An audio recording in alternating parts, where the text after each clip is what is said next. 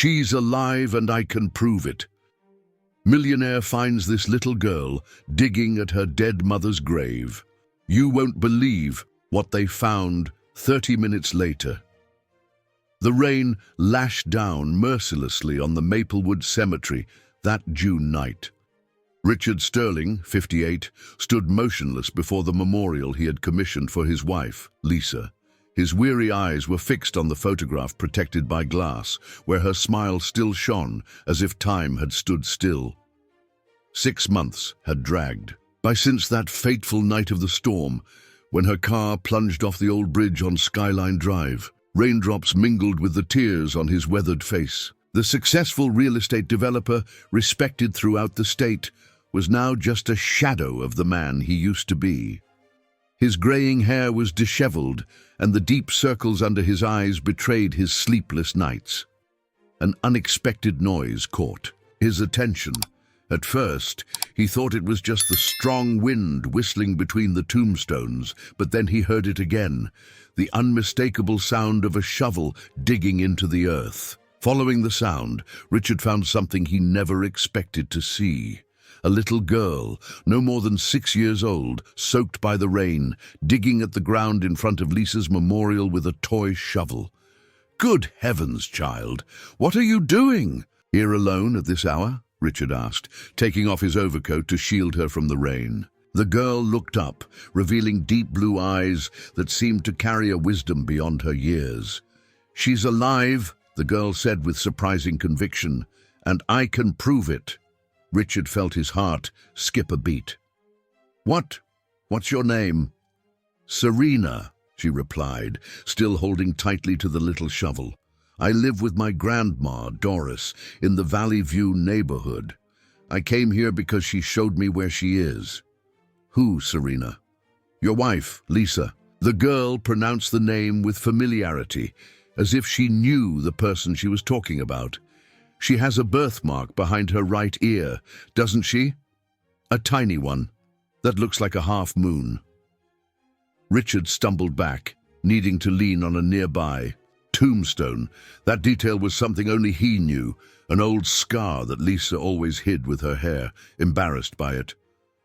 "And she sang when she baked bread," Serena continued, her eyes fixed on Richard's. "Always the same song. The one about sunshine and rain." The businessman felt his legs weaken. It was true. Lisa had a habit of singing sunshine and rain while she prepared homemade bread on weekends. It was a moment just for them, intimate, that no one else witnessed.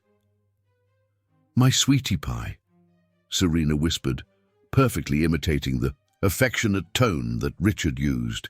It was a secret nickname that he only used when they were completely alone, never in public. At that moment, Walter, his personal assistant for over 2 decades, appeared running with an umbrella.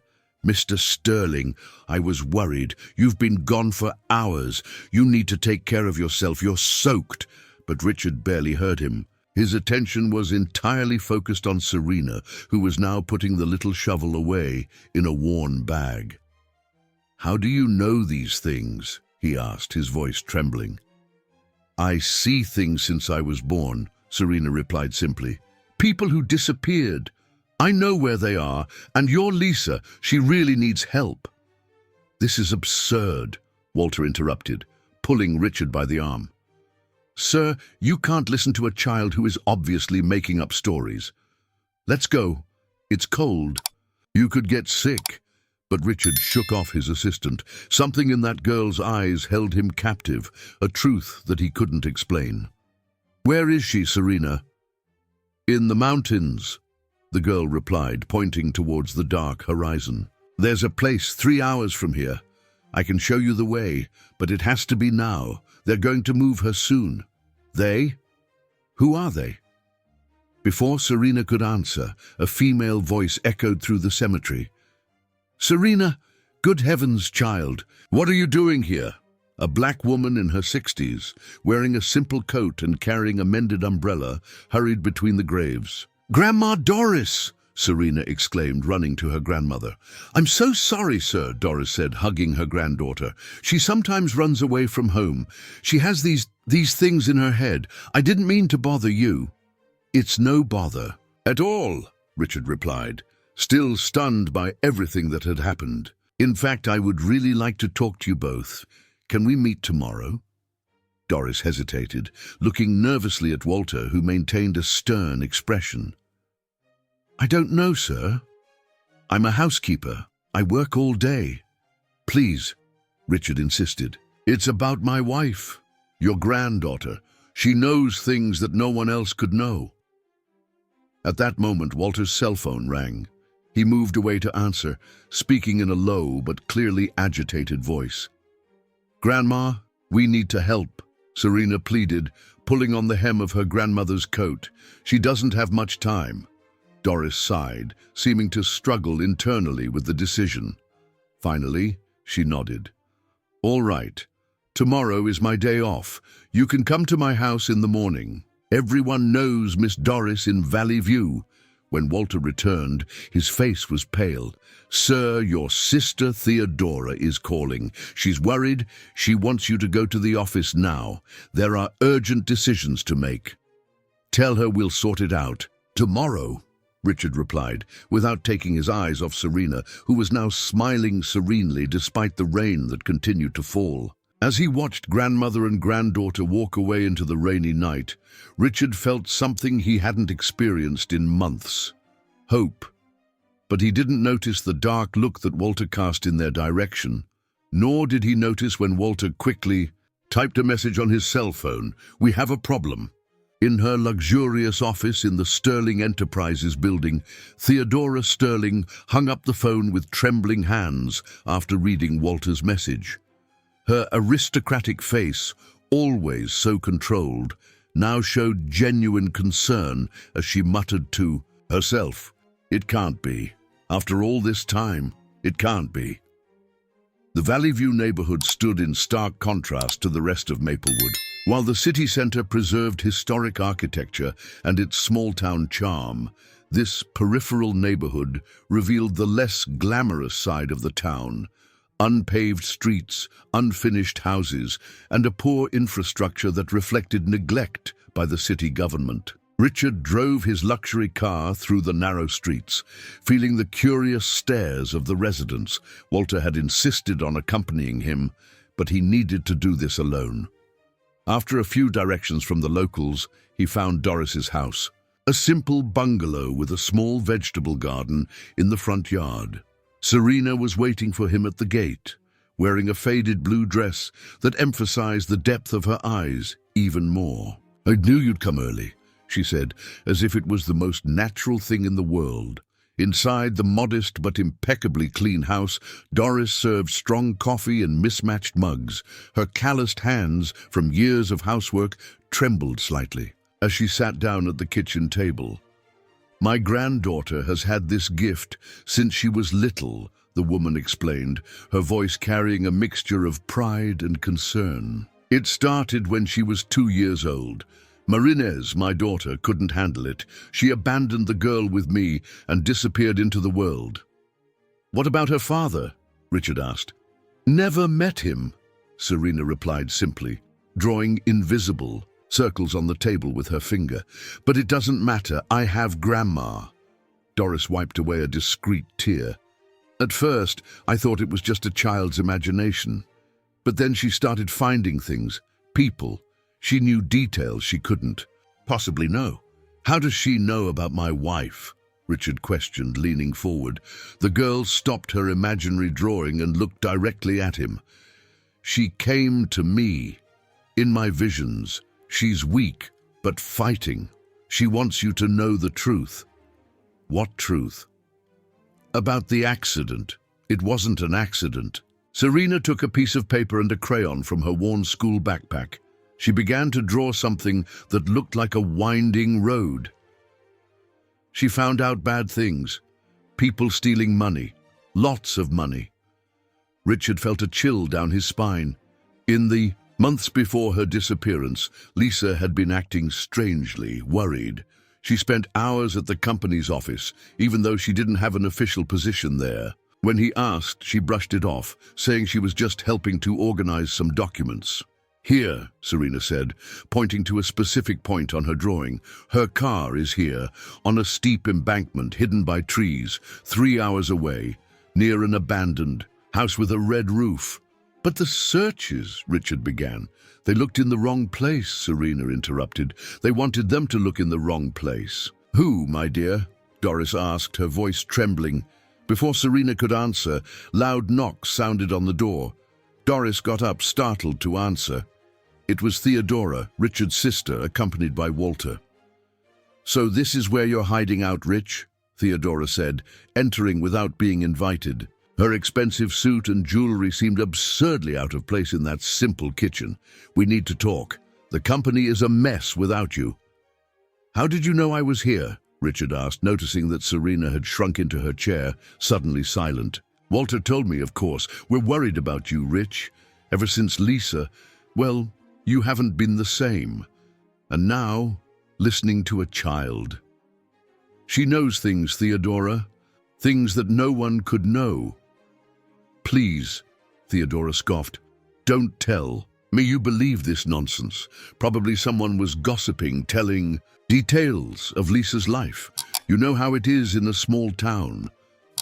But there was something in Theodora's tone of voice, an almost imperceptible note of nervousness that did not escape Richard. He watched when she exchanged a quick glance with Walter. "Let's go home," she insisted. "We have an important meeting with investors in 2 hours. "No," Richard replied, surprising everyone with the firmness in his voice. "I'm going to follow the lead that Serena gave me. If there's the slightest chance of finding Lisa—" "She's gone, Ives," Theodora exploded. "Accept it! You're clinging to false hopes, and these people are obviously taking advantage of your emotional fragility."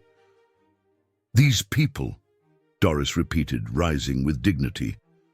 "With all due respect, ma'am, but I won't allow you to talk like that in my house." Theodora ignored the woman, focusing on Richard. "If you don't come with me now, I'll have to take drastic measures. The company needs leadership, and you're clearly not in a position." "Are you threatening me, sister?" "I'm trying to protect you from yourself, even." At that moment, Serena, who had remained quiet until then, stood up abruptly. Her blue eyes locked onto Theodora with a disturbing intensity. "You were there," the girl said, her voice different, almost adult-like. "That night, your black car followed hers to the bridge." The color drained from Theodora's face. For an instant, just an instant, her self-control faltered. Walter stepped forward, as if he wanted to protect her. "Let's get out of here," Theodora said, regaining her composure. "This is a circus, a farce." But Richard didn't move. Something had changed inside him. Serena's words, his sister's reaction, Walter's strange behavior. It all began to form a disturbing picture in his mind. "You can go," he said. "Cancel the meeting. From now on, I'm going my own way." Theodora cast one last icy look at everyone. In the kitchen before leaving, Walter on her heels. The sound of expensive heels clacking against the concrete floor echoed through the simple house. As soon as they left, Serena ran to the window. "They'll try to stop us," she said, urgency in her childlike voice. "We have to go now. Today." "It's dangerous," Doris warned, "if what the girl is saying is true." "That's why I need you to come with me," Richard said. "Both of you. Serena to guide me, and you, well, I need someone I can trust." Doris hesitated, looking at her simple home, at her simple life. Then she looked at her granddaughter, that extraordinary child whom fate had placed in her care. "I'll pack a bag with some clothes," she said finally, "and food for the trip. I don't trust roadside food." Today, as the grandmother moved around the house, Serena took her drawing from the table and completed it, adding a female figure near the house with the red roof. "She's waiting for you," the girl said, handing the drawing to Richard. "For 6 months, She's been waiting. In the drawing, the female figure had hair as white as snow. Outside the house, inside a black car parked discreetly on the corner, Theodora typed furiously on her cell phone. The message was short. Activate Plan B. Now. The road that snaked through the mountains seemed increasingly hostile as they moved forward. Richard drove with extra attention, following Serena's precise directions, who sat in the back seat next to her grandmother. The sky, once clear, began to darken with heavy clouds, a harbinger of things to come. At the next curve, there's a dirt road to the right, Serena said, her eyes fixed on the landscape as if she could see beyond it. It's hard to see because they covered the entrance with branches. Doris held a rosary tightly between her fingers, murmuring prayers as the luxury car struggled on the rough terrain. With each bump, she squeezed her granddaughter's hand tighter. Following the girl's instructions, they found the hidden entrance. Richard had to get out of the car to remove the branches blocking the way, noticing that they had been placed there. Deliberately, they were clean cuts, not naturally fallen branches. "Someone doesn't want us to find this place," he murmured, feeling his heart race. After another 20 minutes on a treacherous road, Serena pointed to a building partially hidden among the trees. It was an old house with a faded red tile roof, exactly as she had described. "It's here," the girl said, her voice trembling for the first time since they started the trip. "But something's wrong. It's different from my visions." Richard parked the car at a safe distance, hidden by the vegetation. As he switched off the engine, a heavy silence fell over them, broken only by the distant song of birds and the rustling of leaves in the wind. "Grandma, look," Serena whispered, pointing to a spot further down the slope. Among the trees, partially covered by vegetation and a dark tarp, was a car. Richard's heart almost stopped as he recognized the color and model. It was Lisa's vehicle. "Stay here," he instructed, grabbing a flashlight from the glove compartment. "No!" Serena protested. "We have to go together. She's close, but not in that house. It's a trap." As if to confirm the girl's words, the sound of an engine broke the mountain silence. Headlights cut through the twilight. A car was approaching on the same road they had used. "Quick," Doris whispered, pulling her granddaughter out of the car. "Into the woods." The three hid among the dense vegetation, watching as a black pickup truck stopped near the house.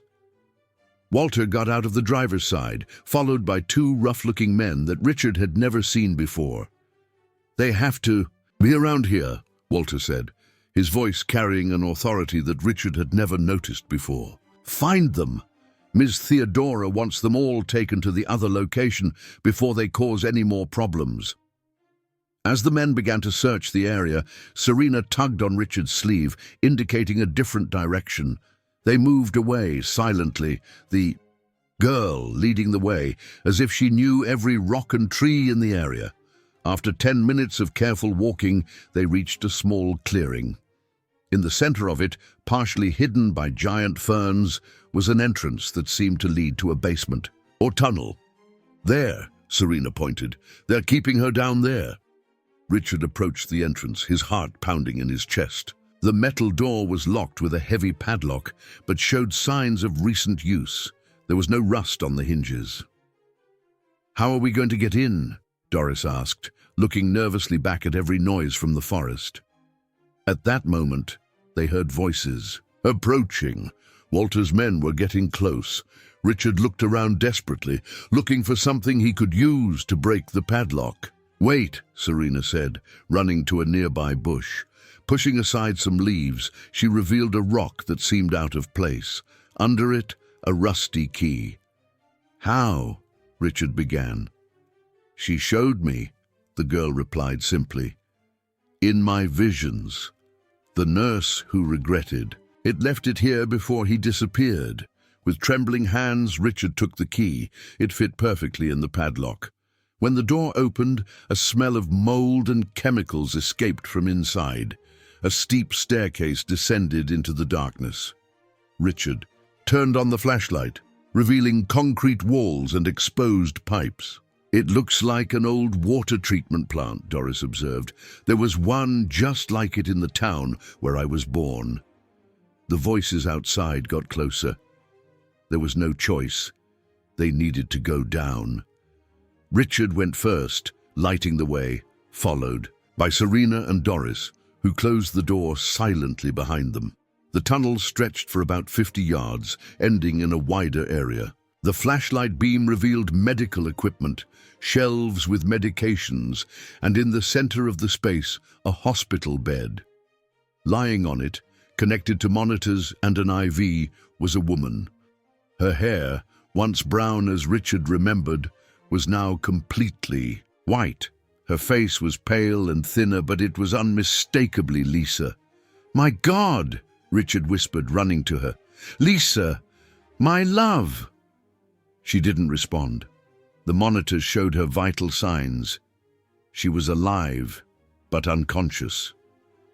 "They're keeping her sedated," Serena explained, approaching the bed, "so she can't tell what she found out." Richard examined the equipment, looking for a safe way to disconnect everything. That's when he noticed something familiar on the nearby table, a folder with the logo of his companies. Opening it carefully, he found documents detailing million-dollar transfers to overseas accounts. More than that, there was evidence of a complex scheme of overbilling in construction projects, all signed by Theodora and Walter. "That's what she found out," he said, the pieces finally falling into place. "That's why they tried." A noise on the stairs interrupted him. Heavy footsteps were descending towards them. "There's another way out," Serena whispered urgently. "Behind that bookcase. It leads to a grotto, then exits on the other side of the mountain." Richard quickly put the documents in his jacket pocket. Carefully, he disconnected the equipment from Lisa, checking that she was breathing normally without them. The sedation seemed to be losing its effect. Her eyelids twitched slightly. "Help me," he asked Doris, and together they transferred Lisa to a wheelchair that was in the corner. Just in time, as soon as they managed to move the bookcase and reveal the secret passage, the door to the main tunnel opened violently. Walter's voice echoed through the concrete walls. "They're here! Don't let anyone escape!" As they pushed the wheelchair through the narrow passage, Serena stopped for a moment, looking back. Her blue eyes shone in the darkness with an ancient wisdom. "Don't worry," she said, taking something from her pocket. It was her little toy shovel, the same one from the cemetery. "I know exactly what to do." And before anyone could stop her, the girl threw the shovel into the main corridor, causing a noise that echoed in the opposite direction they were following. "That way!" one of the men shouted, and the footsteps moved away, following the false lead. "Let's go," Serena whispered, now leading the way through the secret passage. "But we need to be quick. There's something important you need to know about. Dr. Atwood." The secret passage snaked through the interior of the mountain like a stone snake. The air was increasingly thin, and the dim light of the flashlight barely illuminated the path ahead. Richard pushed the wheelchair with Lisa, having to lift it in some places where the terrain was more uneven. Doris followed close behind, her heavy breathing echoing on the damp walls, while Serena led the group with a supernatural confidence. "Dr. Atwood isn't who they say he is," Serena explained as they walked. "He worked at the county hospital until 6 months ago, but he disappeared on the same day as Lisa's accident. Nurse Connie, who lives near my house, told me that he had a private practice where he did bad things." A soft groan escaped Lisa's lips, making everyone stop. Her eyes moved under her eyelids, but she still wasn't fully awake, the effect of the sedatives still running through her system. "We need to stop for a bit," Doris said, leaning against the wall to catch her breath. "I'm not young enough for so much adventure." Taking advantage of the pause, Richard examined the documents he had taken from the hideout more closely. Under the light of the flashlight, he discovered something even more disturbing. There were records of other people who had disappeared in recent years, all linked in some way to his company's business. Employees who had discovered irregularities, suppliers who refused to participate in the schemes, even an accountant who had threatened to report the fraud. "My God," he murmured, "how long has this been going on?" "Since your mother got sick," Serena replied, her blue eyes shining in the shadows.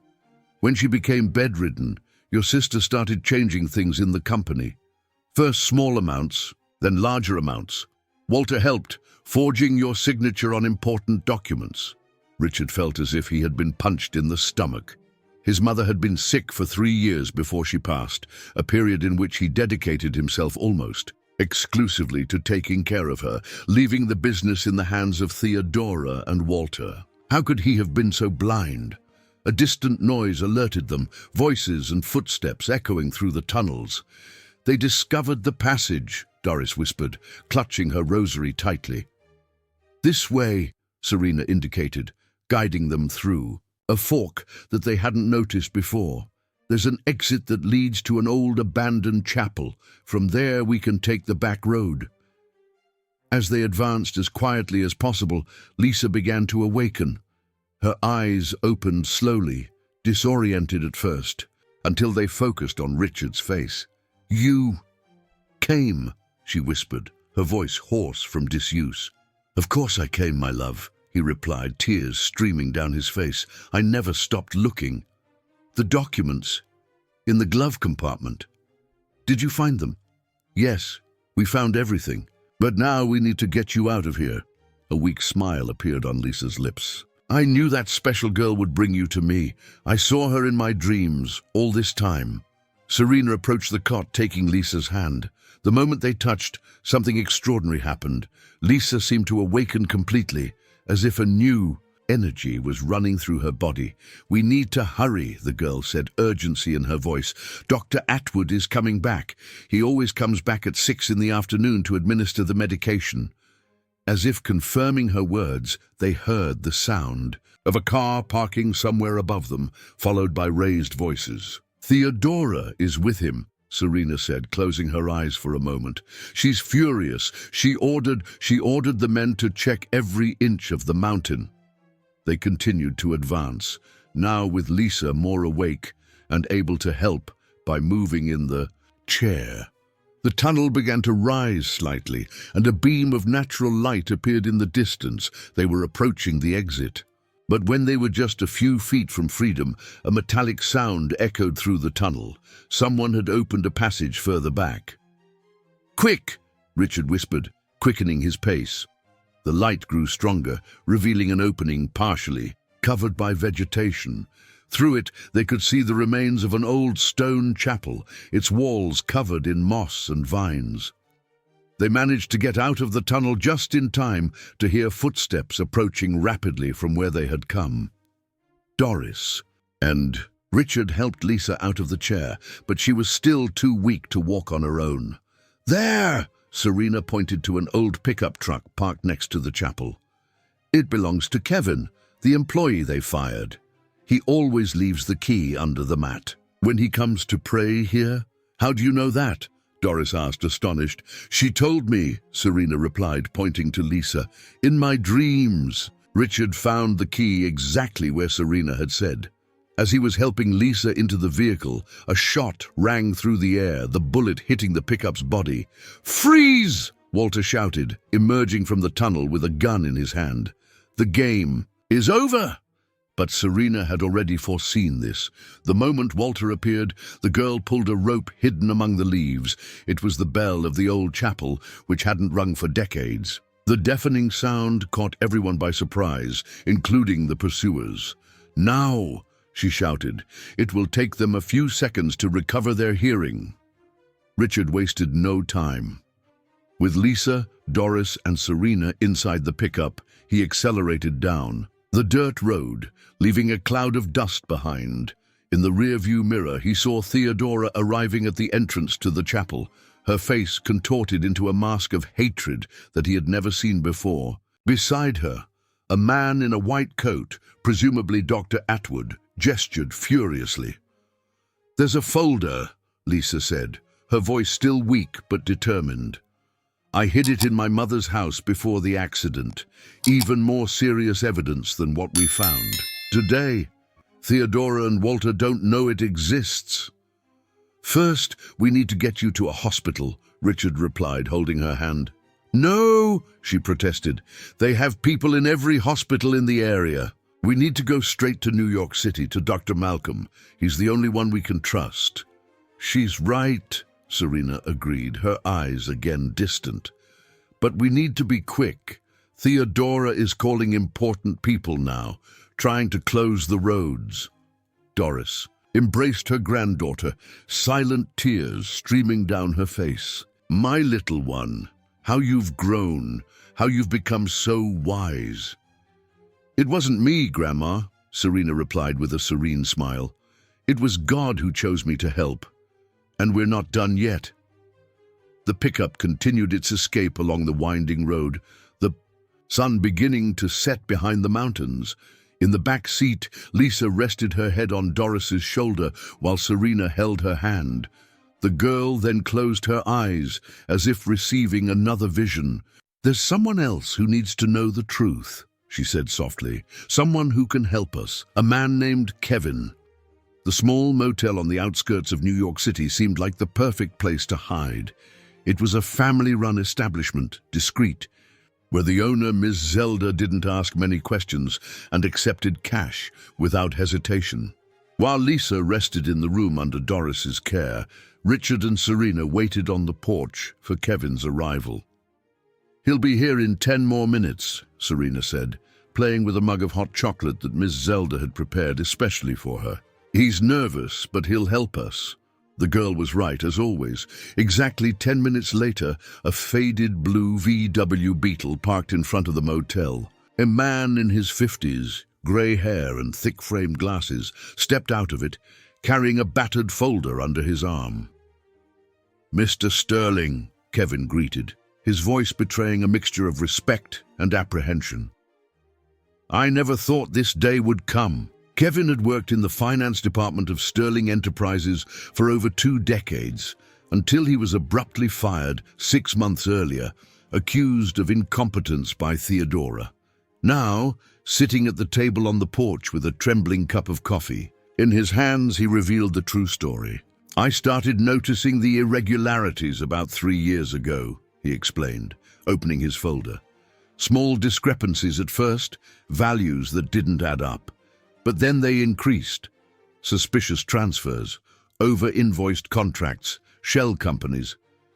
"Why didn't you come to me before?" Richard asked, feeling the weight of guilt on his shoulders.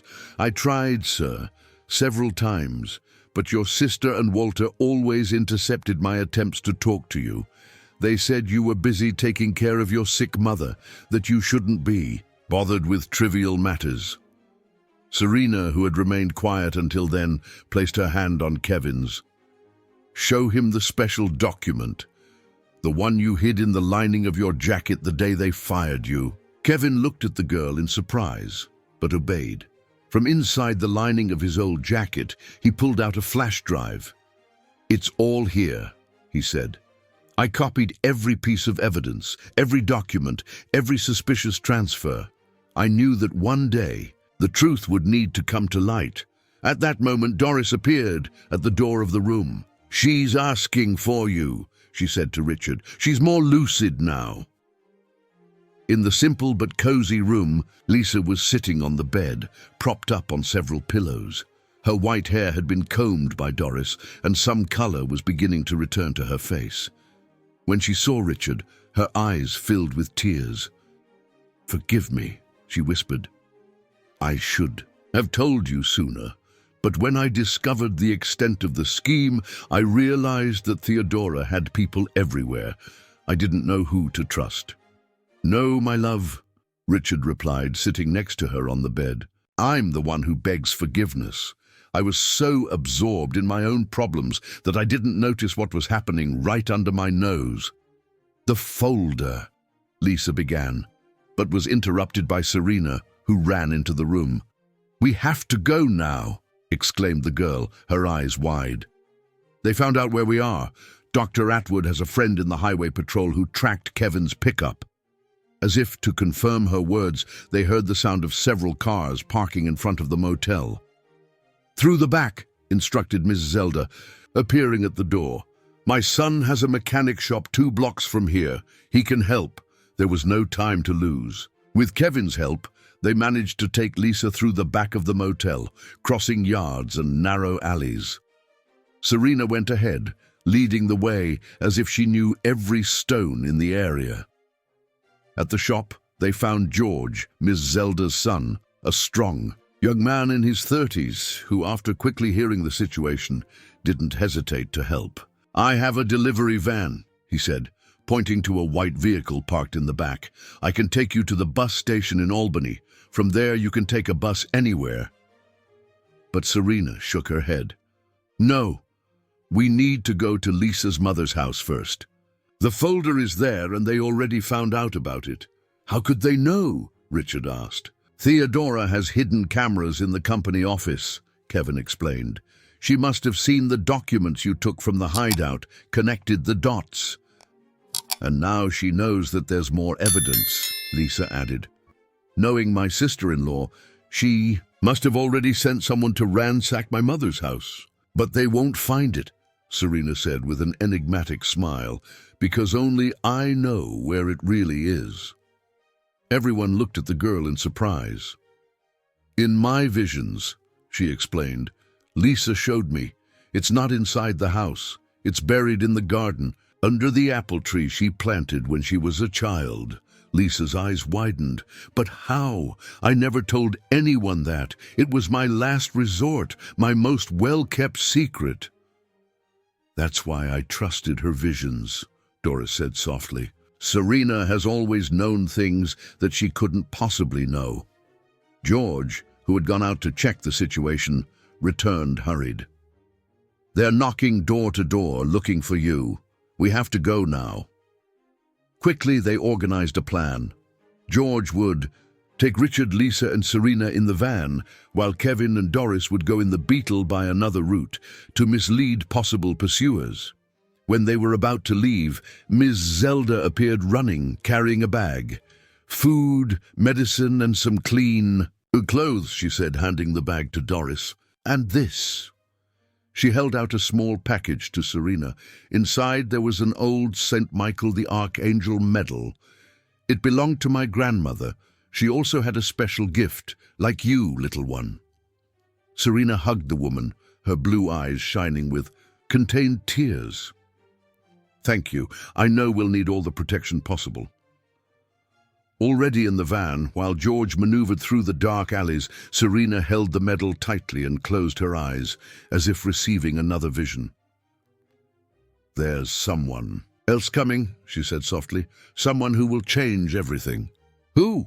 Richard asked, holding Lisa protectively in his arms. Serena opened her eyes, a mysterious smile on her lips. "Marinez.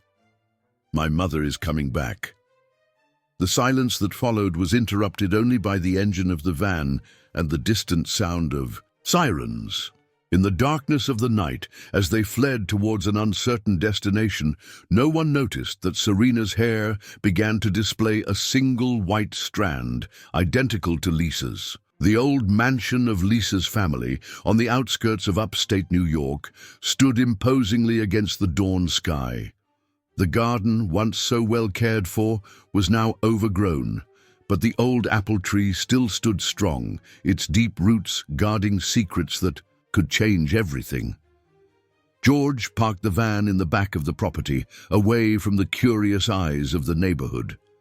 As Richard helped Lisa out, Serena was already running towards the tree, as if guided by an invisible force. "Here," she said, pointing to a specific spot among the roots. "But we need to be quick. They're coming." Kevin and Doris had arrived minutes before in the Beetle, bringing shovels and flashlights.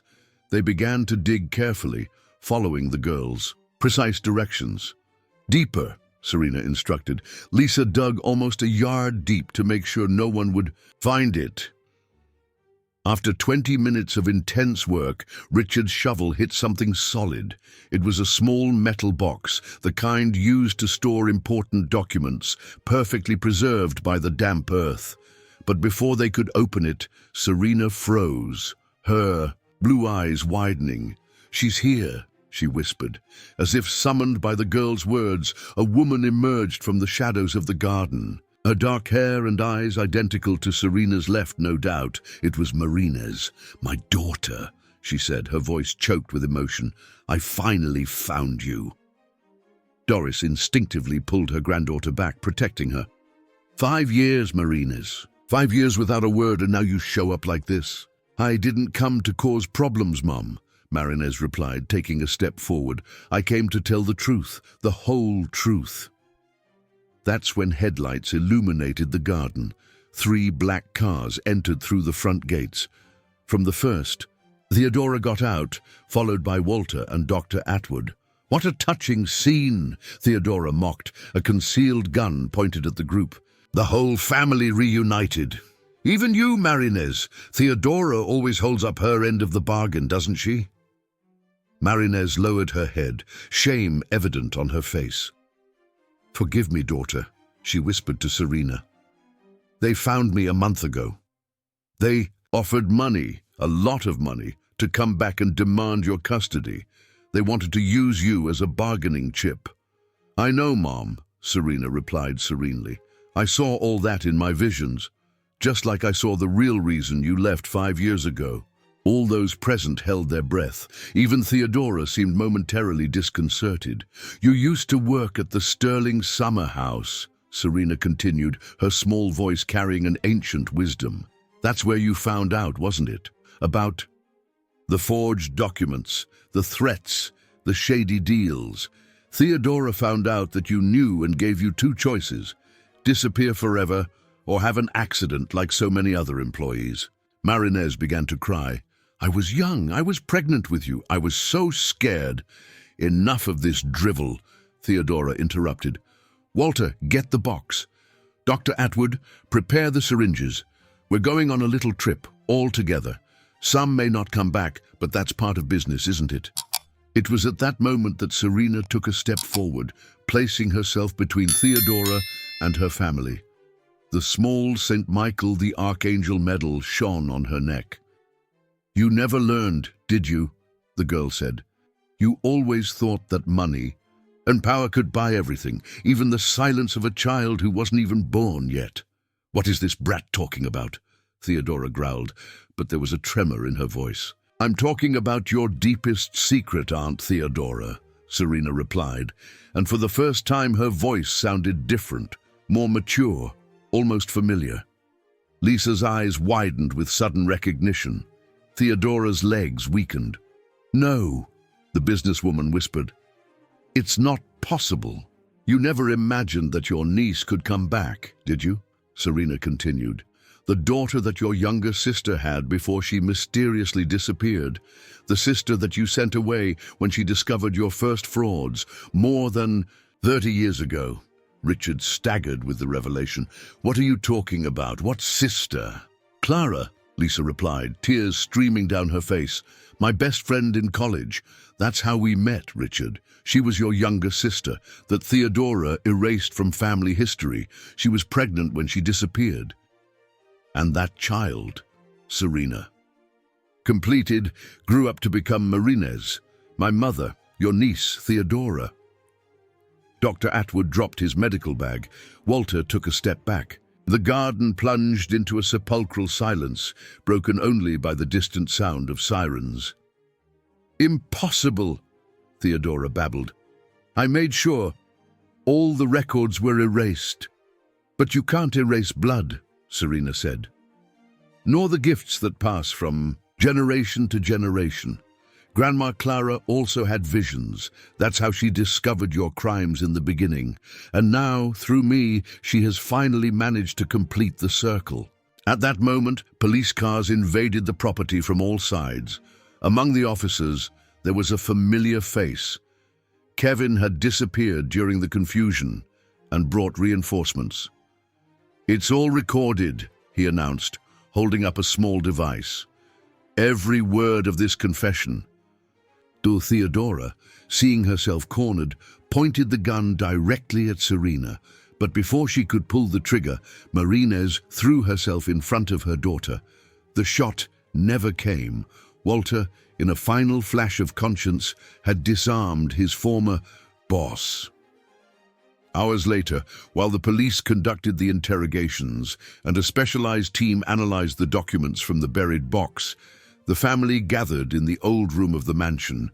Lisa, still weak but increasingly lucid, held Marinez's hands. "You have the same eyes as her," she said softly. "The same eyes as Clara." "I'm so sorry for everything," Marinez replied. "When I discovered the truth about my origin, I panicked.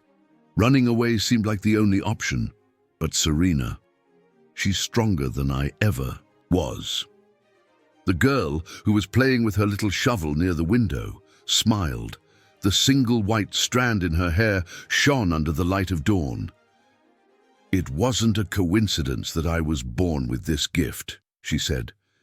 "It was the way Grandma Clara, bound to protect our family, even after so long. She showed me the way in the visions from the first day."